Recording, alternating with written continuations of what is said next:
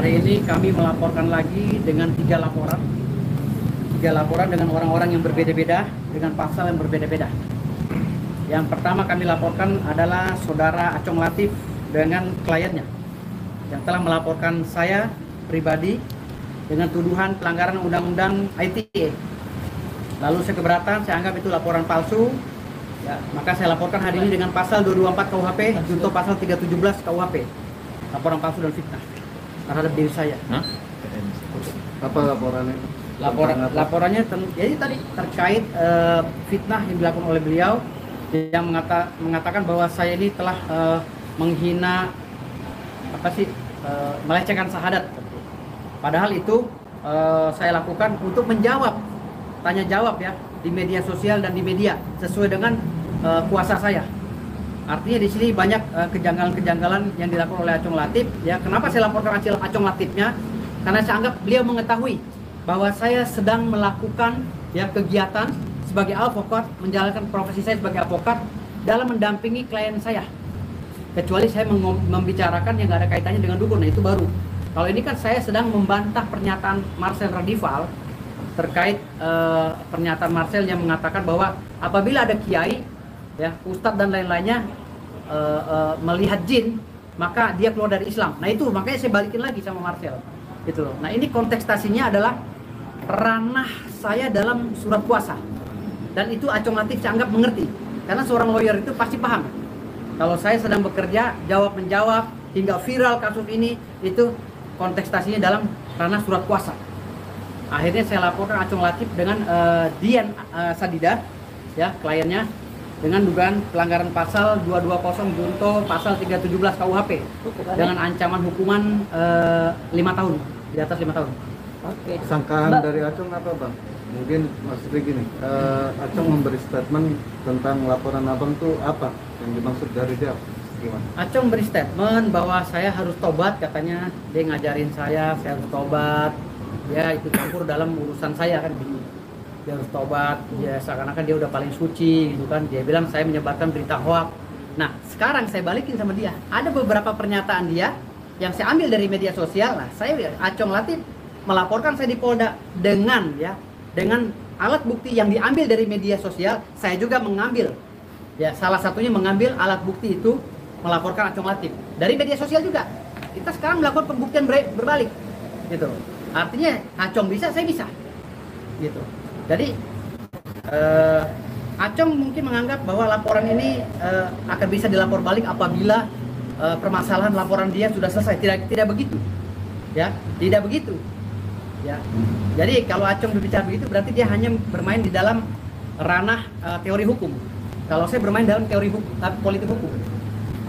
Jadi harus bisa melakukan ini secara objektif. Oke, Bang, kemarin juga udah sempat wawancara Bang Acong ya, katanya memang itu yang mana, maksudnya untuk tidak percaya dukun atau gitu tuh rukun iman Islam yang mana? Jadi begini analogi saya pada saat saya tanya jawab dengan netizen ya, dan pada saat saya tanya jawab juga di media, bahwa analogi saya bahwa ketika kalian tidak percaya dengan adanya dukun ya, dengan adanya dukun atau tidak percaya pada dukun, bahwa tidak percaya pada dukun tapi sudah sekonvensi sudah saya perbaiki. Karena di dalam durasi alat bukti yang diambil oleh Acong itu durasinya sangat panjang, ada sekitar setengah jam kalau nggak salah percakapan saya. Ya live IG ya. Ya live IG pada situ, dan itu pun nggak saya simpan, saya langsung matikan. Nah ini permasalahan yang menjadi permasalahan adalah kenapa dia mencuri data saya tanpa izin, itu dulu. Ya, bagaimana pasal 5 ayat 4 Undang-Undang ITE bahwa alat bukti yang dijadikan atau dikedepankan ya, alat bukti yang tidak sah yang didepankan dalam pengadilan, baik di hadapan hakim atau di hadapan penyidik, itu dianggap harus dikesampingkan karena dianggap tidak sah, gitu loh. Kecuali alat buktinya alat bukti yang sah, gitu. Nah inilah yang saya bilang saya melaporkan dia karena dia mengetahui, padahal dia mengetahui, seorang lawyer harusnya mengetahui bahwa saya di dalam lingkup kuasa dari organisasi dukun dan perorangan dukun itu sendiri. Artinya perjalanan antara saya jawab menjawab dan lain-lainnya itu adalah perjalanan saya sebagai lawyer. Yang saya maksud syahadatnya batal adalah ketika manusia itu tidak percaya pada dukun, karena dukun itu adalah bagian daripada qadar dan qada Allah, bagian daripada ketetapan Allah. Jadi dukun ada melakukan hal yang goib juga. Jadi kalau kamu tidak percaya pada dengan adanya kegiatan dukun atau tidak percaya dengan adanya dukun atau kegiatan goib, maka kamu bisa batal syahadatnya. Percuma kamu syahadat tapi tidak meyakini rukun iman dan rukun Islam. Ada di situ. Ada di rukun Islam, ada di rukun iman gitu. Jadi harus mempercayai hal-hal yang goib yang tidak goib mutlak dan goib yang tidak mutlak. Nah, hari ini juga saya laporkan seorang mahasiswa yang bernama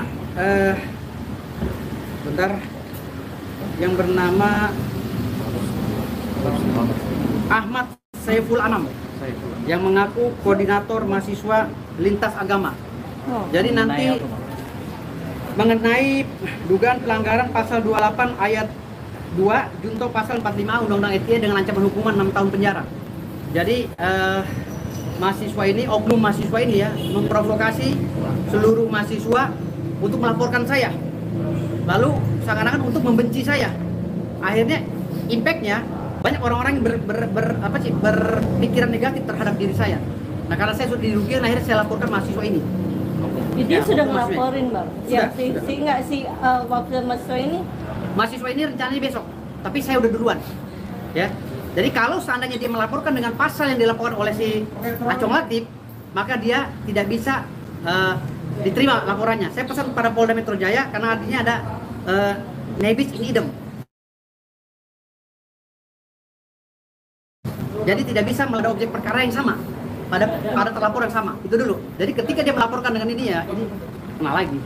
Kan saya sudah bilang, siapapun masyarakat yang sedang menonton peristiwa hukum yang terjadi di media sosial yang sedang saya tangani, jangan kepancing. Karena ini lingkupnya kuasa antara saya dengan klien saya untuk membantah klaim-klaim yang dilakukan oleh Marcel Rival ya dan kawan-kawannya. Jadi tidak boleh masuk di situ. Tapi kalau mau menanyakan tentang apa statement saya di media sosial, silakan tabayun. Ya, silakan tabayun dan jangan sampai terprovokasi.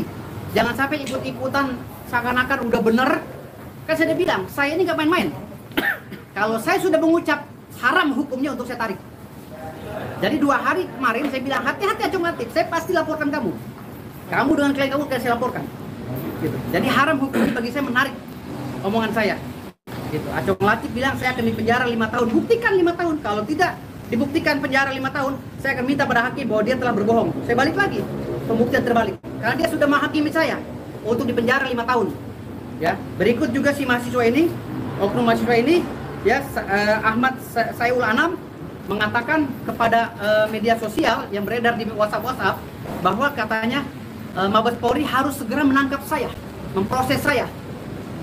Dia memprovokasi Mabes Polri bahkan, apakah dia mempunyai legal standing? Apakah dia sudah melaporkan saya? Enggak kan? Dan mengajak mahasiswa seluruh Indonesia. Sementara saya sebagai penasihat Ikatan Mahasiswa, Himpunan Mahasiswa Tangerang, saya menanya pada mereka, kalian turun nggak? Ini dari si Sayulan, katanya ribuan mahasiswa mau turun. Oh enggak, Pak Ketua, saya kan Ketua Dewan Penasihat di kampus saya. Enggak, oh oke, berarti karena saya sedang kuliah lagi kan, saya ngambil hukum ekonomi syariah. Jadi saya tanya sama mereka, karena saya Ketua Dewan Penasihat di kampus saya. Apakah kalian turun? Kenapa kalian nggak koordinasi dengan saya? Enggak Pak Ketua, tidak ada. Bener nih ribuan mahasiswa. Kalau tidak ada ribuan mahasiswa besok, makin parah lagi dia. Saya minta malah ribuan mahasiswa yang datang. Kalau nggak ada berarti. Tapi kalaupun ada mahasiswa yang mengatasnamakan himpunan mahasiswa, saya juga himpunan mahasiswa. Saya ketua dan penasihat di kampus saya. Ya, jadi sama-sama kita sama-sama mahasiswa juga. Walaupun saya udah tua begini, saya haus ilmu gitu.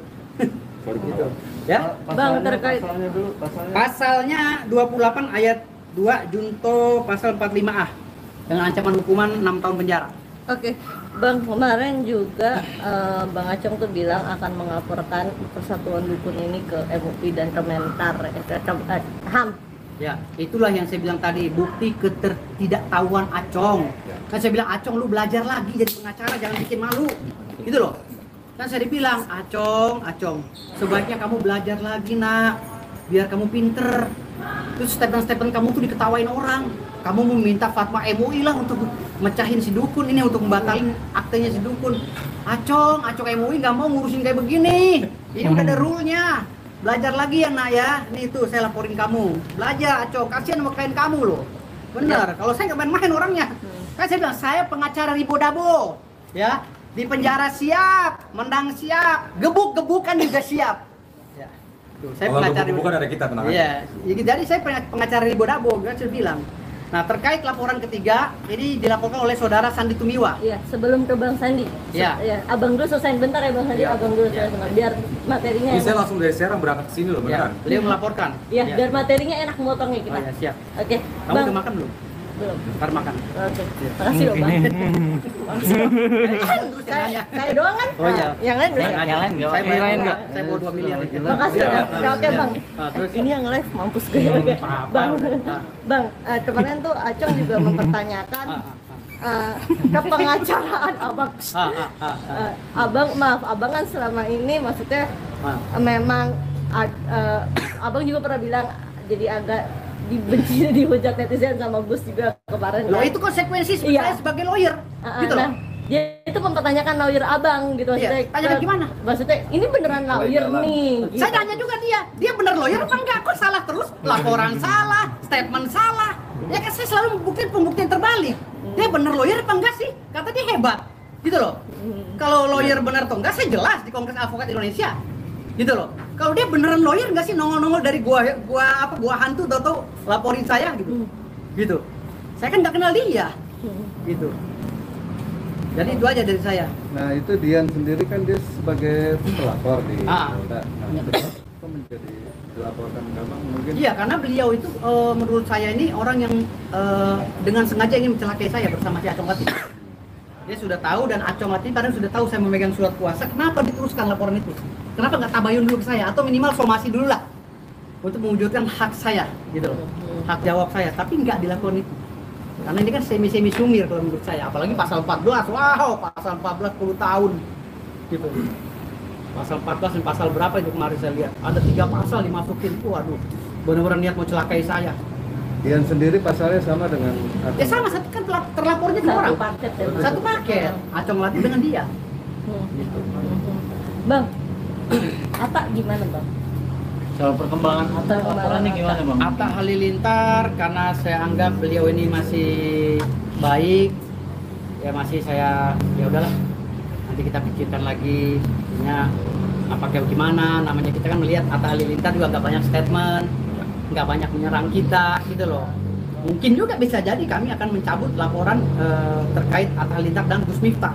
Mau Gitu loh. dicabut berarti, Mungkin, Bang? mungkin ya. Oke. Kita lihat perkembangannya dari klien saya gitu loh. Oke. Karena kita lihat lagi karena mereka ini kan nggak terlalu melenceng lah ya.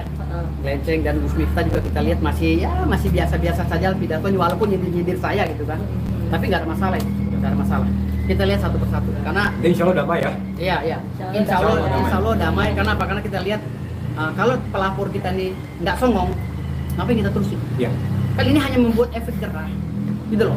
Ya barangkali saya dengan Atta Halilintar dan Gus Miftah bisa berkolaborasi nantinya ya kan, atau minimal bersaudara kan gitu. Tapi udah ada komunikasi Bang? Nggak ada. Kan saya bilang saya pengacara yang anti menghubungi mereka ketika saya menghadapi lawan-lawan, anti. Saya nggak mau Atau sebaliknya lihat di sana menghubungi apa? nggak ada. Bang, terakhir itu Karena ini ya. ada belasan laporan ya, jadi kita lihat satu persatu yang songong yang mana, yang songong kita lanjutin, yang enggak ya kita pikirkan. Oke. Sebelum Bang Sandi, pertanyaan terakhir dari aku. Teman Abang yang bisa menghidupkan orang mati yang viral gitu. Udah itu ntar beda case. Oh, itu beda case. Iya, beda Oke, case, oke. beda case, beda case. Oke, Bang Sandi. Ya beda case. Iya. Bang Sandi ya? Ya, jadi Sandi Tumiwa ini melaporkan Dr. Richard Lee, ya, akun Dr. Richard Lee dan Dr. Richard Lee dan Marcel Radival terkait dugaan pelanggaran Undang-Undang ITE juga, pasal 27 ayat 3 junto pasal 45.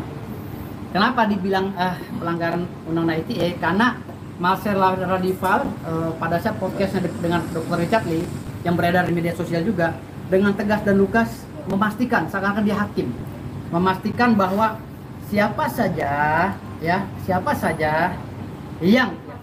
yang melihat ya, ulama atau siapapun yang melihat jin ya, yang mengaku melihat jin maka dia Islamnya akan keluar dari Islam. Dipastikan akan keluar dari Islam, itu kata dia. Jadi dipertanyakan syahadatnya. Jadi Ya, enggak dipastikan keluar dari Islam. Bahasanya dipastikan keluar dari Islam. Itu yang buat Marcel ya bang? Ya, nah kata diperhatikan dipastikan keluar dari Islam inilah yang membuat Sandy Tumiwa kesal gitu loh. Lalu beliau melaporkan Marcel Dalifal dan Dr. Richard Lin.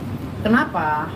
Karena ada kiai panutan beliau atau habib panutan beliau di Nahdlatul Ulama yang pidatonya atau ceramahnya atau tausiahnya itu mengatakan bahwa beliau pernah bertemu dengan jin gitu loh, dengan kiai jin.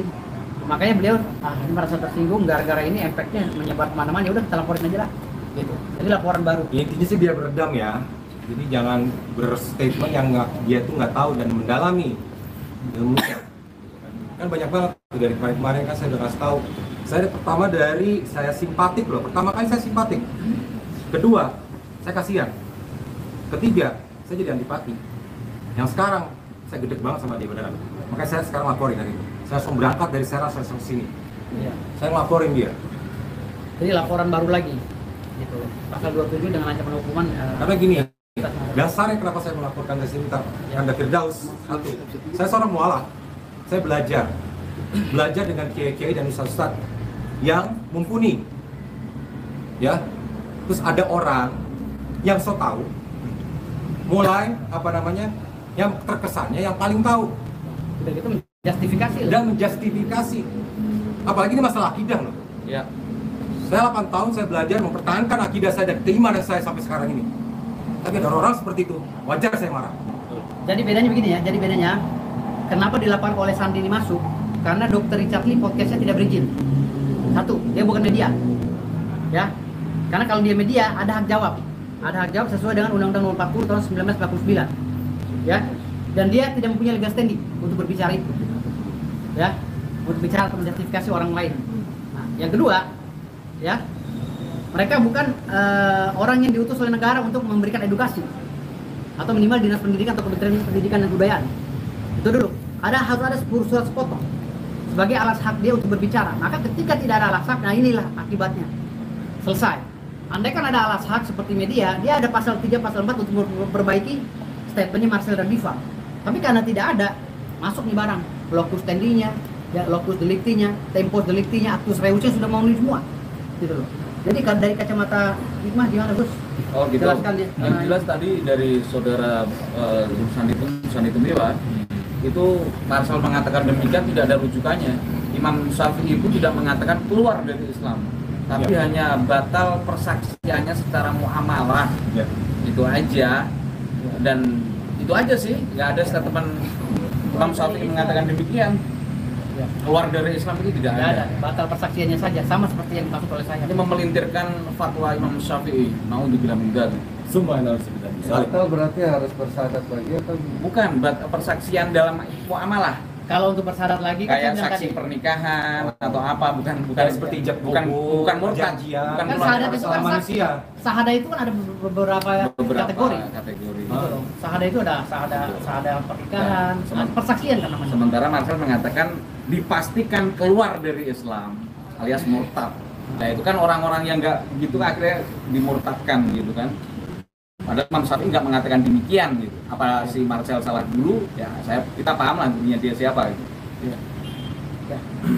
Bang Sandi tadi kayaknya agak sedikit emosi dari simpati ke dari simpati ke sekarang menjadi benci gitu, mungkin bisa digambarkan. Yang pertama kan saya bilang oknum, kan itu saya simpati kalau dia melakukan oknum berusaha membongkar oknum. Tapi kan di sini ngomong gini, ada 5% yang baik, ya kan? Tapi 5% itu bisa membalikkan dari 95%. Itu maksudnya. Ya kan mungkin. Jadi kalau kita bilang insya Allah 99%, sisanya 1% Allah, tapi Allah bisa membalikkan semuanya. Ini maksudnya. Jadi jangan pernah kita bisa kesannya so tahu. Yang mengetahui itu Allah. Maha mengetahui itu Allah. Atau minimal ada rujukan lah dari apa sih, dari Imam Syafi'i atau Dasar kita ngomong tahu. Tapi kalau ngomong syariat kan sudah diberikan ya. Ya. Sama Gus Silvan. Betul. Saya memposisikan diri saya seorang pembelajar. Saya nggak mau yang namanya sul adab atau memberitakan memfatwakan atau memberitahukan suatu hal yang saya belum punya hak untuk mengucapkan itu. Ya kan? Walaupun umur saya seberapa nih, saya merasa malah saya mau bilang sama si siapa tuh namanya, sulap merah ya, imamin saya deh, imamin saya. Ayo, imamin saya aja. Ayo, sholat maghrib gitu. Tantangan nggak jadi buat pesulap merah untuk Ya enggak, saya kan ngajak dia. Ayo, imamin saya. Ya. Sholat maghrib, ayo bareng-bareng. Kan dia seorang Islam yang sudah lama, saya baru 8 tahun kan. Yo. Itu aja dulu. Ya. Jadi biar belajar satu hal. Namanya apa? Modesty, kerendahan hati yang saya bilang sama Pendaki Rasul itu. Di dalam sholat itu kita apa adab yang terbaik itu apa? Sujud. Itu artinya apa? Rendah hati lah. Baru netes viral sebentar aja begitu, udah gayanya udah paling hebat, paling tahu. Kita minta dia nyebutin oknum aja nggak mau. Sebutin oknum aja nggak Nggak mau. mau. Dia tetap harus dihukum. Ini saya udah kesel loh. Saya udah pertama kali udah ngasih tahu dari oke ini orang yang asik juga ya. Kedua, aduh kasihan ya nanti yang ada bakal heboh nih, bener kan? Jadi rame. Sampai akhirnya saya jadi antipati. Kenapa? Saya mendengarkan hal ini. Saya belajar sama kiai-kiai, ustaz-ustaz, ulama-ulama di Jawa, keliling saya. Ini orang-orang seperti ini malah ngomong seperti itu. Ini saya kesel pasti. Iya.